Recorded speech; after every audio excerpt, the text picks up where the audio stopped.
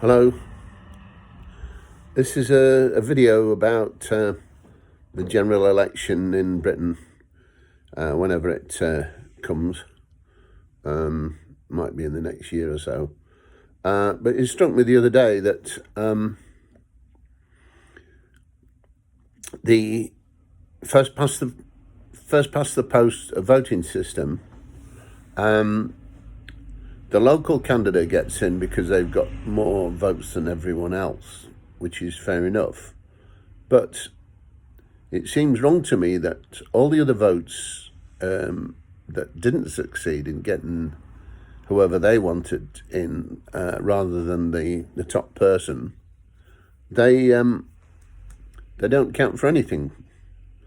And it seemed to me there ought to be a voting system where every single vote would count and matter equally.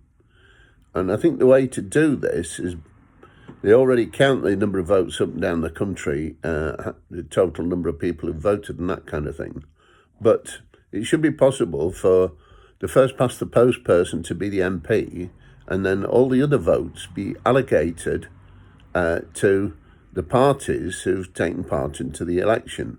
And then the parties could select an MP that they've already got in Parliament, or if they haven't got an MP in Parliament, put somebody forward from their party, because it's fair enough that that somebody should be representing that view in the Houses of Commons, sort of thing. So that's the basic idea. Let no vote from any individual be wasted.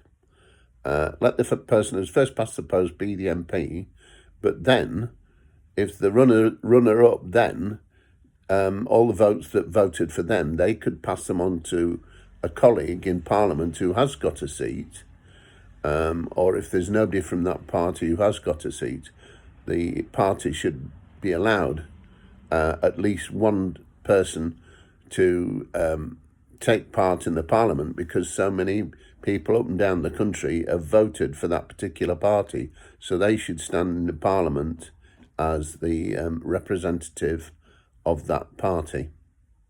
So that's the basic idea, and I wanted to pass this on to you to see if it's something that ought to be part of a campaign for a fairer Britain, really, for, as I say, every first past the post person to get in as your regular MP, but then every single vote could then be passed on to the party, and they'd pick a representative of somebody who's an MP already, and then basically make every vote in Parliament the equivalent of every single person that voted for that MP, or a person who represents a particular party.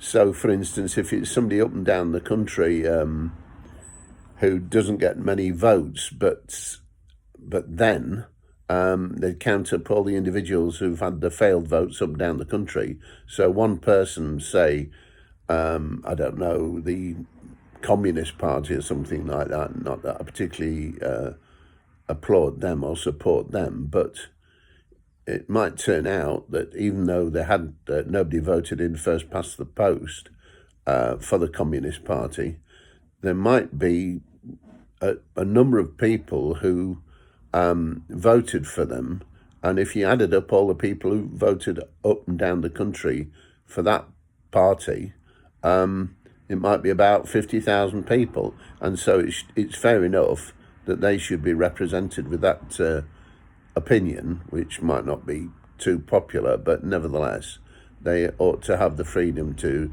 speak what they think in Parliament as well, as we need a fair Britain, and not to create any resentment in the country, but do the best for Britain and make it a country where people treat each other as they'd like to be treated themselves, which is one thing that Jesus said, and which I believe with all my heart is where we need to be. We need to be a moral country that follows the teachings of Jesus, who is the finest leader that anyone could possibly ever have.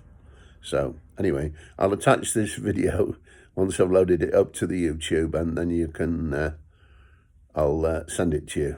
All the best, and I hope I haven't gabbled on too much. And, I'll tell you a joke as well. How many hairdressers does it take to change a light bulb? And the answer is, well, it's only one normally, but it is extra for highlights. Thank you.